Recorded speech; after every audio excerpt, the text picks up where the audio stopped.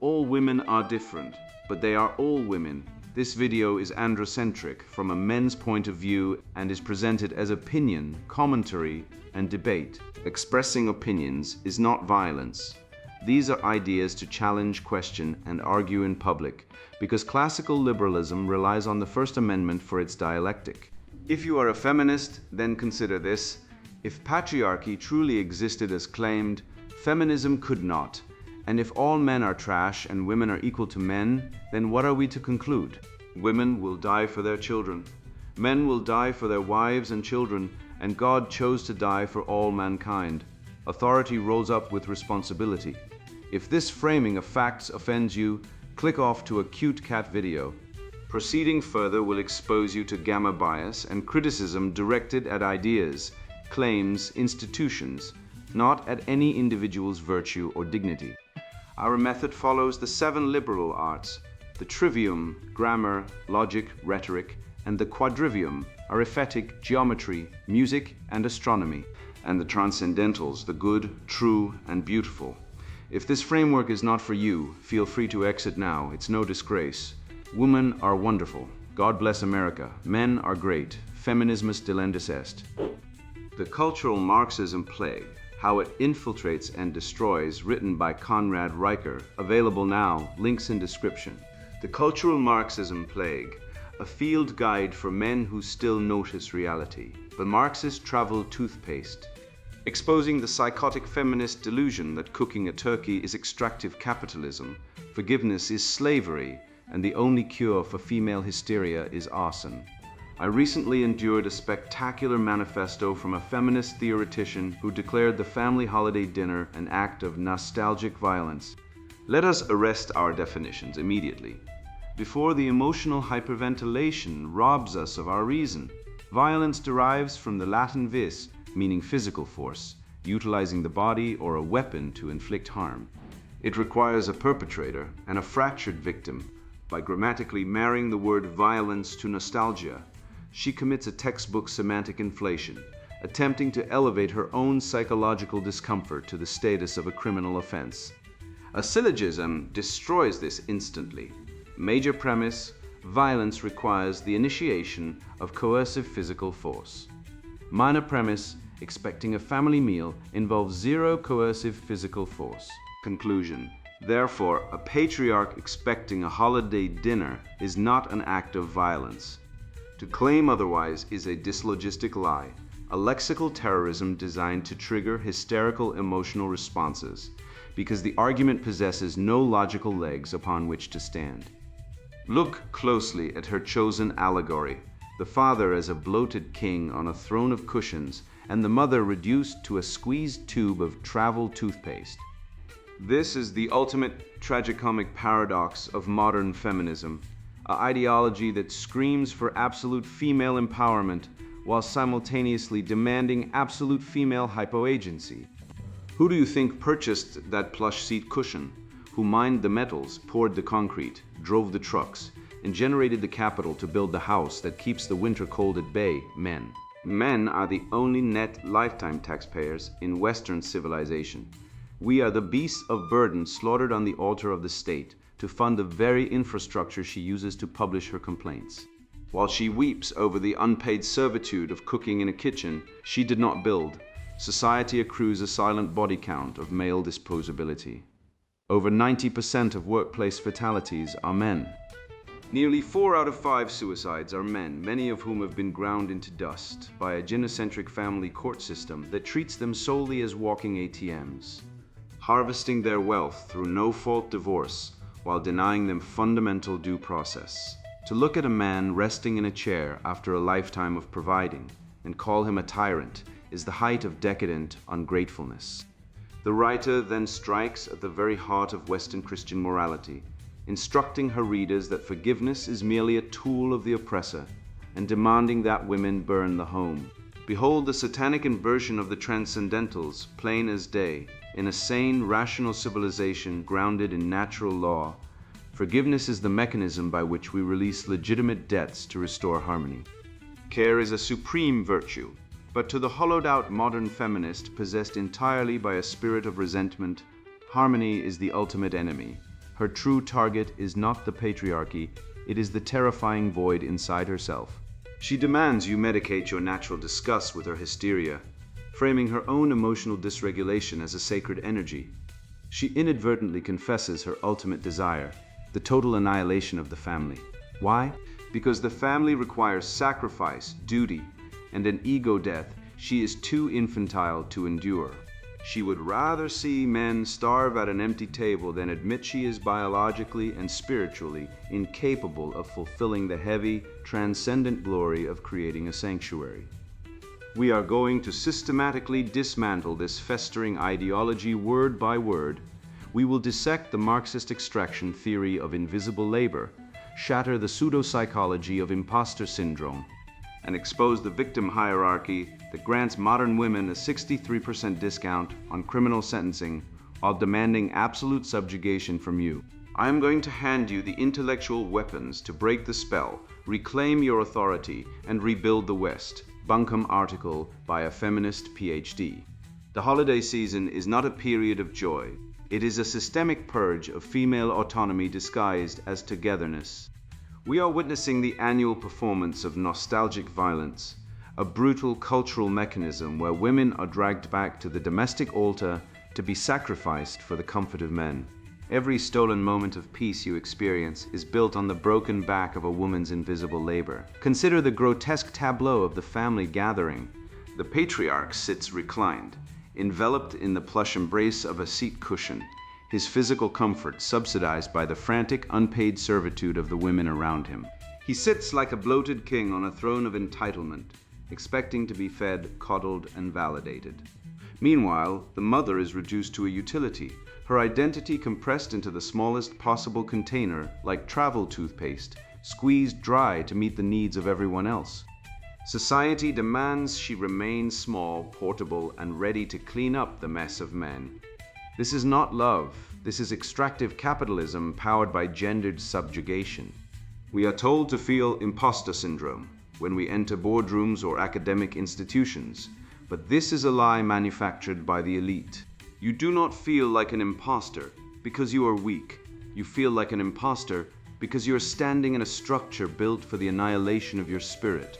The system is the imposter masquerading as a meritocracy while propped up by your free domestic labor. The psychological toll is immense. We are told to swallow our rage like a probiotic capsule, to medicate our gut feeling of injustice with wellness routines and self-care, digesting the poison of patriarchy so that men don't have to taste it. We are expected to regulate our hysteria to maintain their peace, and when the holidays end, the most insidious form of emotional terrorism begins, the pressure to forgive, be the bigger person. Let it go for the sake of the family. This is the ultimate gaslighting. Forgiveness is not a virtue. It is a tool of the oppressor used to reset the clock on accountability. You have a moral obligation to remain furious. Your anger is sacred. It is the vital energy that refuses to let the patriarchy wash away its sins with a gift basket and a smile. To forgive is to surrender. To smile is to collaborate. We must smash the illusion of the happy family. The family unit is the primary site of female enslavement, where care is weaponized to extract endless labor without compensation. Refuse the role of the martyr. Refuse to be the emotional shock absorber for male incompetence. Do not fix the holiday, break it. Let the men starve at the empty table of their own emotional ignorance. The revolution begins in the home. Do not clean it. Burn it. The lexical terrorism of the domestic altar. In the United States, men constitute over 90% of workplace fatalities, pay over 70% of all net income taxes, and fund a welfare state that disproportionately benefits women. Yet we are expected to believe that the true oppression of the modern era is a man sitting on a comfortable cushion during a holiday meal. I invite you to look upon the sheer, unadulterated lunacy of the modern feminist critique, which recently declared the family holiday gathering not a time of gratitude, but a period of nostalgic violence and a systemic purge of female autonomy. We must begin with the bedrock of all rational thought. Grammar, the definition of violence, grounded in objective reality and natural law, is the initiation of coercive physical force resulting in tangible harm. To inflate this term, to include the expectation of cooking a family dinner is a textbook semantic corruption. Let us apply a simple categorical syllogism to this Marxist word game. Major premise: violence requires the initiation of coercive physical force. Minor premise: expecting a family member to help prepare a holiday meal involves zero coercive physical force. Conclusion: therefore, the family meal is not an act of violence. To claim otherwise is a deliberate, dyslogistic lie designed to trigger the hysterical emotional centers of the female brain, because the leftist argument entirely lacks logical legs. The feminist author unwittingly commits a stunning act of self-sabotage by complaining that women are expected to swallow their hysteria like a probiotic capsule to maintain peace. Here we witness a rare, unintended confession of absolute truth. Hysteria, historically rooted in the ancient medical understanding of the wandering womb, is proudly reclaimed by the feminist as a sacred vital energy. She openly admits that the natural state of the radical feminist is unregulated emotional chaos. This is the solipsistic core of modern female liberation, the arrogant, narcissistic assumption that her own emotional dysregulation is an infallible oracle of objective truth. If a woman feels rage because she has to baste a turkey, the feminist epistemology dictates that the turkey itself is a patriarchal tool of oppression. This severely pathologizes basic emotional regulation. Swallowing your petty, insignificant frustrations is not digesting the poison of an invisible patriarchy. It is the bare minimum foundational requirement of adult citizenship, civil society, and a civilized polity. The feminist attempts to strip women of all moral agency through the comically tragic metaphor of the bloated patriarchal king on his throne of a seat cushion versus the mother reduced to a squeezed tube of travel toothpaste. This is the apex of female hypoagency.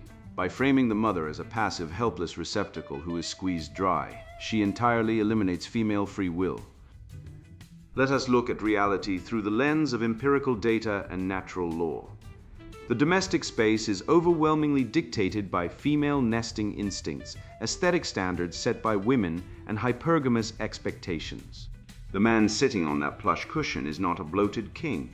He is the exhausted beast of burden who spent 40 years laboring in the brutal, competitive meritocracy of the public sphere to generate the capital that purchased the home, the seat cushion, the travel toothpaste, and the very food on the table. To frame him as an oppressor for resting his weary bones for a single afternoon is an act of grotesque, ungrateful spite. Beneath this furious resentment of the domestic altar lies the supreme idol of the leftist worldview: absolute female autonomy. We must define this term precisely. In this context, autonomy means sterility, isolation, and unchecked solipsism. It is the philosophical poverty of the screaming infant who views any limitation, duty, or sacrifice as an existential threat. This represents a terrifying internal void, a displacement of ontological emptiness. Women who are aligned with the true transcendentals, the good, the true, and the beautiful, find profound, lasting meaning in creating a sanctuary for their families. The feminist, having abandoned the natural teleology of motherhood and the heavy transcendent glory of creating a home, frantically seeks validation in the corporate boardroom, only to find it equally devoid of soul. The holiday dinner is not suppressing her autonomy. The holiday dinner is judging her spiritual sterility. To justify this spiritual bankruptcy, the feminist smuggles Marxist labor theory directly into the living room by reframing domestic care as unpaid servitude and extractive capitalism. This completely destroys the vital distinction between the economic market and the domestic sanctuary. A family is not a corporation. It is an organic mutual aid association based on biological kinship, complementary sexes, and reciprocal duty. To audit a mother's cooking as unpaid labor requires deliberately ignoring the massive net lifetime tax transfer from men to the state, which subsidizes the very infrastructure, roads, and security women rely upon. Men are the only net lifetime taxpayers. The man does not extract unpaid labor, he literally brings the capital home and hands it over to the domestic architect. This brings us to the most insidious, dark metaphysical rebellion within the entire leftist manifesto, the satanic inversion of the concept of care. The essay explicitly asserts that care is weaponized. In Western civilization, rooted in the virtues of charity and self-sacrifice, care stands as the highest expression of human love. It builds the social capital necessary for civilization's survival. By redefining a voluntary act of profound love as an act of war and subjugation, the feminist mind reveals itself to be possessed by a dark, resentful spirit that actively despises harmony. Accompanying this is the self-refuting imposter syndrome conspiracy. The writer argues that if a woman feels inadequate in a boardroom, it represents a legitimate intuition proving the system is an imposter. Conversely, if she succeeds, the system is redeemed. This constitutes a masterpiece of non-falsifiable, self-sealing logic that abolishes the individual's burden to achieve competence. It externalizes all internal psychological friction onto a phantom enemy, replacing the objective standard of merit with the subjective standard of a woman's fleeting feelings. The logical conclusion of this ideology is the chilling, totalitarian command, do not clean it. Burn it. The demand is no longer equality or even reformation.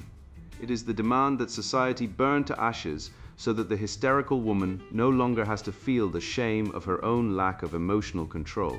We are watching a civilization succumb to a gynocentric death wish, where the natural complementary order of the sexes is replaced by a perpetual Marxist resentment. To forgive is to surrender, they claim, proving that their ultimate goal is endless revolution, permanent chaos, and the total destruction of the domestic altar. We must reject this lexical terrorism, reclaim the transcendent virtues of our ancestors, and assert the natural biological realities of masculine and feminine purpose. I have read this manifesto, this declaration of war against the holiday table, and what strikes me is not merely its dishonesty, but its teleology. Every grievance, every inflated term, every reframed virtue leads somewhere.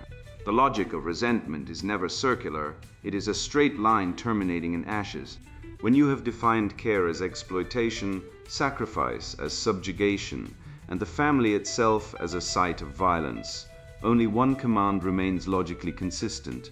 The author reaches it in her final paragraph, and it is the only honest sentence in the entire composition: the architecture of resentment and the death of forgiveness.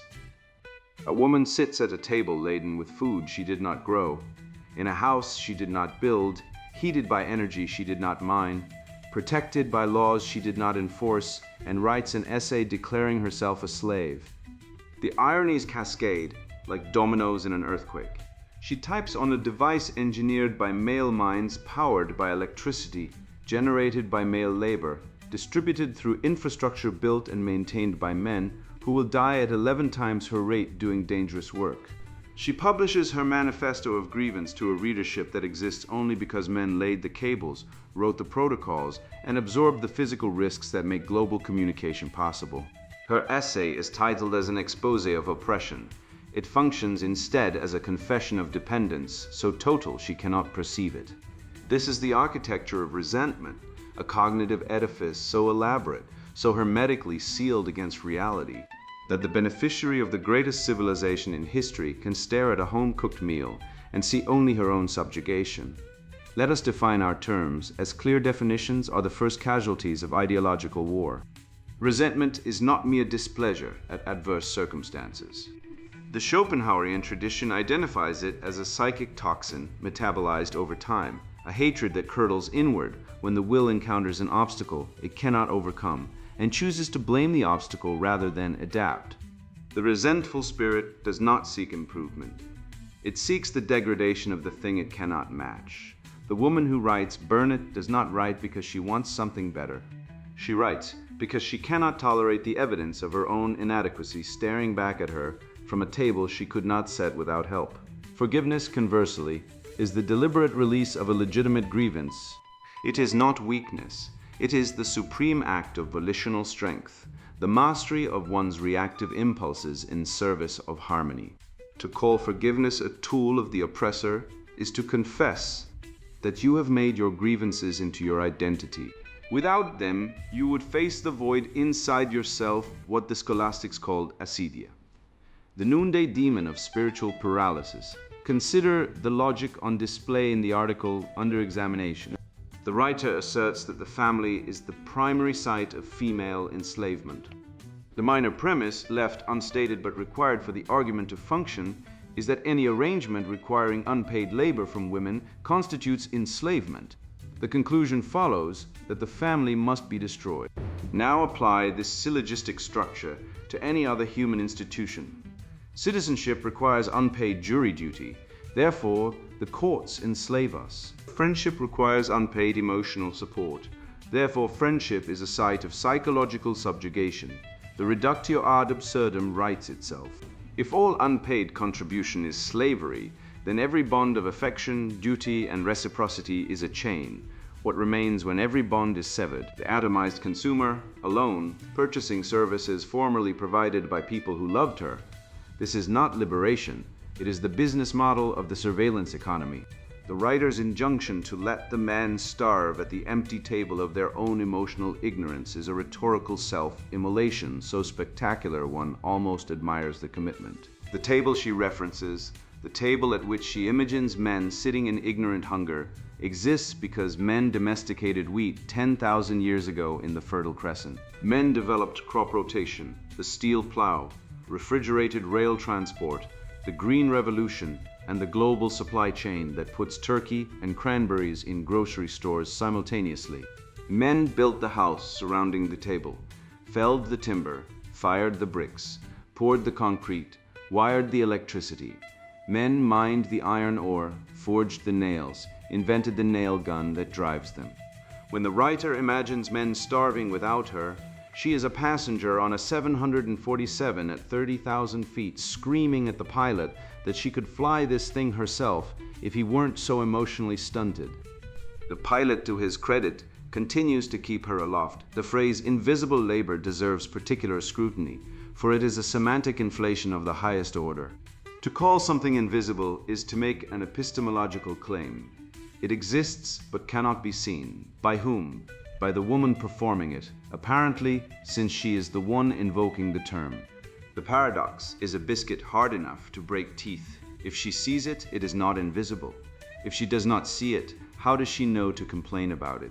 What invisible actually means in this discursive register is uncompensated by the market, but household labor has never been uncompensated. It has been compensated differently through shared shelter, shared food, shared protection, shared status, shared legacy.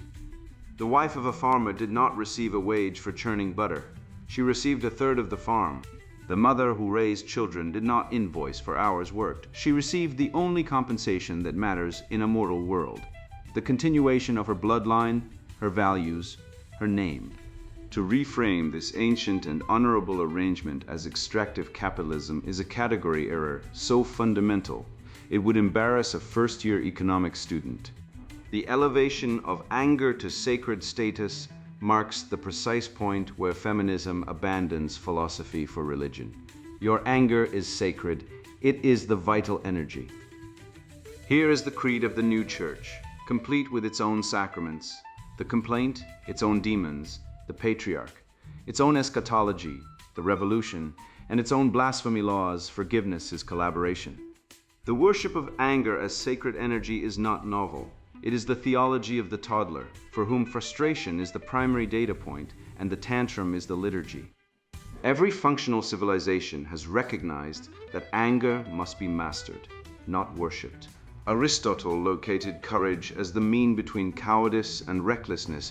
He located patience as the mean between irascibility and spiritlessness. The virtues are means between extremes precisely because the extremes are temptations, not aspirations. To declare an extreme emotion sacred is to get the moral geometry exactly backwards. It is to genuflect before the precipice. The attack on forgiveness is the most revealing moment in the entire essay, for it exposes the power dynamic the writer actually desires. To forgive is to surrender. She writes, "To smile is to collaborate. Consider what this means in practice. Every human relationship involves friction, disappointment, and injury. If forgiveness is surrender, then every injury becomes permanent. Every slight becomes an eternal debt. Every relationship becomes a ledger of grievances, never balanced, never discharged. This is not the architecture of liberation.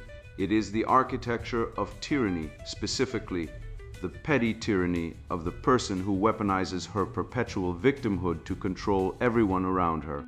The family member who never forgives, who nurses every grievance, who treats every Christmas dinner as a war crimes tribunal, is not fighting oppression. She is the oppression. She is the emotional black hole around whom all other family members must orbit, carefully calibrating their behavior to avoid triggering the next explosion of sacred fury. Let us examine the empirical foundation of the writer's claims. She asserts that the family gathering is a mechanism of nostalgic violence and that women are dragged back to the domestic altar to be sacrificed. The word dragged implies coercion. The word sacrificed implies destruction. But who is doing the dragging? The data on holiday travel patterns reveals that women make the majority of holiday plans, choose the gifts, set the menus, and determine the social calendar. They are not dragged, they organize. A 2019 survey by the American Psychological Association found that 44% of women reported increased stress during the holidays, compared to 31% of men, but the primary stressors cited were financial pressure, finding the right gifts, and maintaining family harmony, not oppression by a reclining patriarch. The woman experiencing holiday stress is experiencing the burden of her own perfectionism and social ambition. She has set herself a standard that exhausts her, and rather than lower the standard, she has decided to blame her husband for sitting on a cushion. The biological denialism at work here is of a piece with the broader ideological project of severing human beings from their embodied natures. This perspective treats the division of domestic labor as a pure social construct imposed by men, maintained by force. This requires us to believe that across every culture, every continent, every epoch of human history, men coincidentally conspired to assign cooking and cleaning to women. Not because women were already nursing infants and therefore proximate to the hearth. Not because male upper body strength made hunting and construction more efficient. Not because the division of labor was a rational adaptation to biological asymmetry that maximized group survival. No, it was a conspiracy. A conspiracy so vast it spans the Kalahari, the Amazon, the Mongolian steppe, and the suburbs of Ohio. The falsifiability criterion is useful here. What evidence would convince this writer that the division of labor was not a conspiracy? The answer is nothing, because the framework is non-falsifiable. Any evidence of difference is proof of oppression. Any evidence of similarity is proof that oppression has been internalized. The game is rigged, the house always wins. The only move is to flip the table and burn the house down. Do not clean it, burn it. With these 4 words, she performs the service of stating explicitly what her ideological predecessors always implied. The Marxist tradition has always been defined more by what it destroys than what it builds. The Frankfurt School critiqued the culture industry without creating art. Second-wave feminism critiqued the family without building an alternative social structure capable of reproducing itself. The critical race theorists critique meritocracy without offering a functional replacement. The pattern is not accidental, it is structural. Resentment cannot create, it can only dismantle. The resentful spirit looks at a cathedral and sees only the forced labor that built it. Never the stained glass, never the soaring arch, never the acoustic glory of 10,000 worshippers singing in unison. That the cathedral was built by flawed men using flawed methods is true. That it is therefore worthless is the resentful conclusion of a mind that cannot distinguish between the imperfect process and the transcendent result. The family is the cathedral of ordinary life. It is the institution that takes the raw material of human appetite and refines it into duty, loyalty, sacrifice, and love. It is the only institution that socializes children effectively, cares for the elderly reliably, and transmits values across generations without state coercion. When she identifies the family as the primary site of female enslavement, the writer is not offering analysis. She is performing a demonic inversion. She is calling freedom bondage and calling bondage freedom. For what is the alternative she proposes? The woman alone, unattached, childless, dependent on the state for protection, on the corporation for income, on the pharmaceutical industry for chemical regulation of her emotions, on the algorithm for community, on the dating app for intimacy, on the therapist for meaning. This is the liberated woman, a perfect node of consumption, isolated from every organic bond, dependent on institutions that view her as a revenue source, performing her autonomy through the purchase of goods and the recitation of slogans. She is not free. She is the most dependent creature in human history, a domestic animal of the managerial state.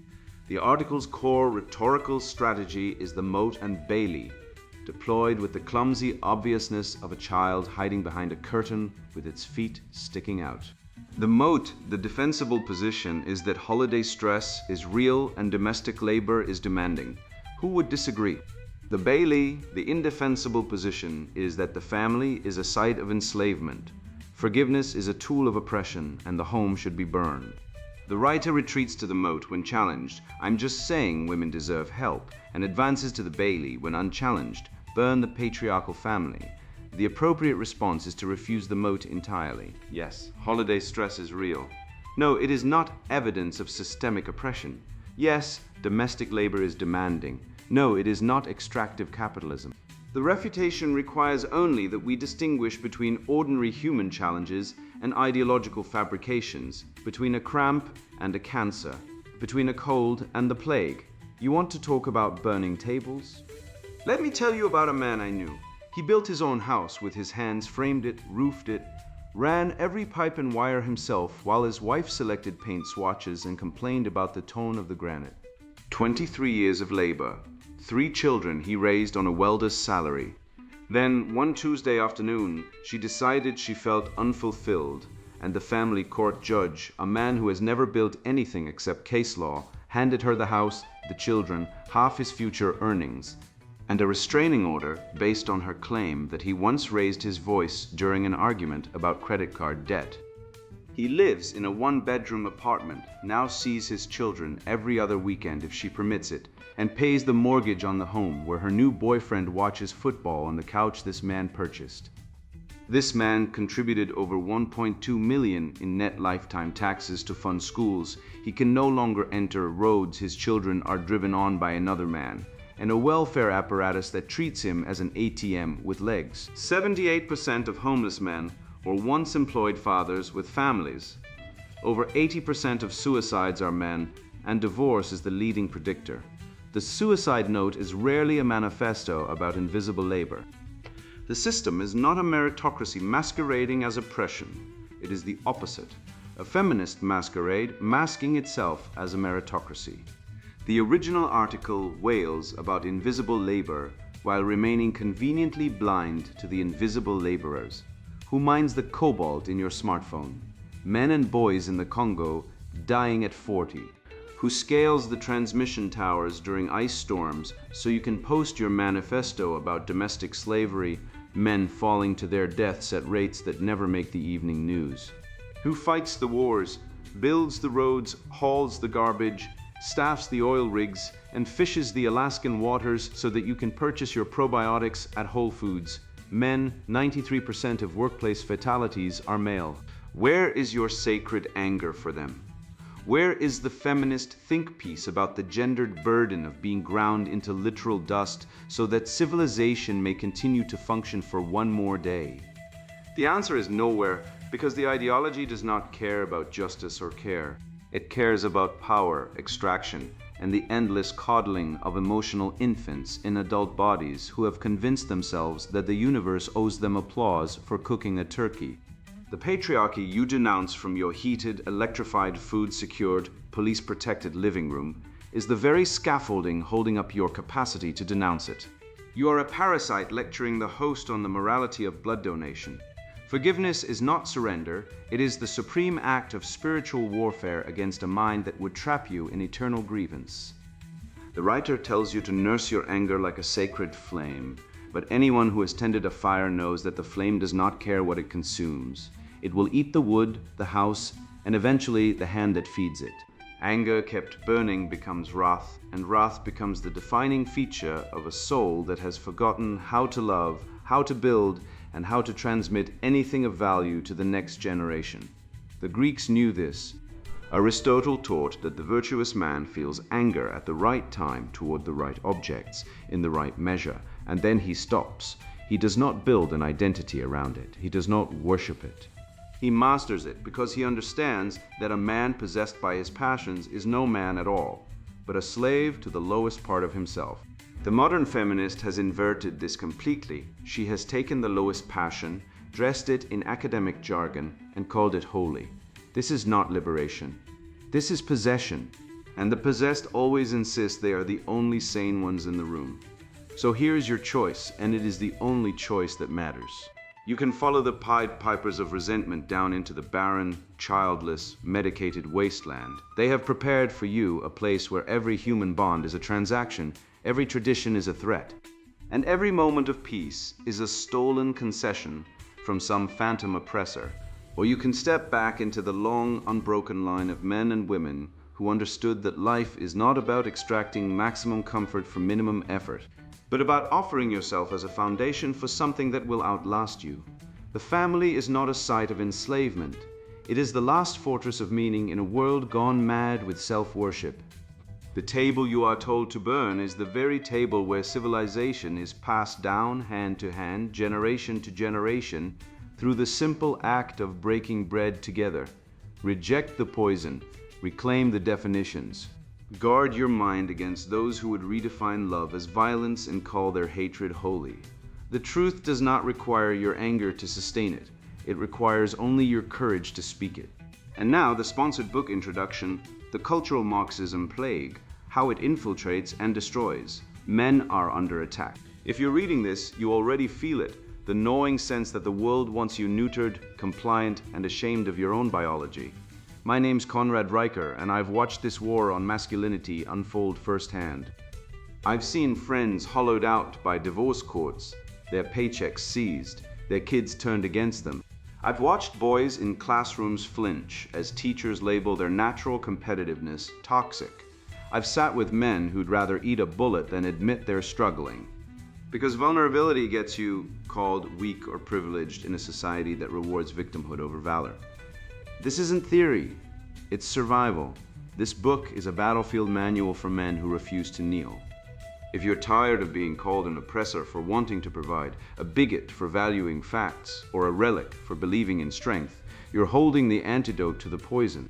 We'll dissect how cultural Marxists hijacked schools to teach your son that masculinity is a disorder, how courts legally plunder men's earnings, and why testosterone levels are crashing faster than the stock market. You'll learn why 72% of workplace deaths are men, and why feminists still scream privilege BLS 2023. You'll see how toxic masculinity is a trap, criticized for being protective, mocked for showing emotion. Damned if you do, damned if you don't. This isn't for the faint of heart. If you're content slurping soy latte while scrolling OnlyFans, or if you think toxic describes gyms instead of ideology, put this down. Go binge Netflix. But if you're part of the 63% of young men now single and starving for purpose, Pew 2023, if you felt the sting of false accusations or watched your job handed to a diversity hire, this is your lifeline. We'll arm you with evolutionary truths, expose the great replacement demographers won't mention, and show how Bitcoin can break the fiat chains. You'll rediscover the Spartan ethos that built civilizations and the Christian backbone that cultural Marxists are desperate to snap. The stakes, your sons, your legacy, your freedom. They want you docile, doped on porn, and divorced from reality. I'm giving you the tools to fight back. Facts, strategies, and the unvarnished truth about the enemies of manhood. Buy it, read it, share it before they ban it. Your birthright isn't up for negotiation. The Cultural Marxism Plague, How It Infiltrates and Destroys, written by Conrad Riker. Buy now, links in description.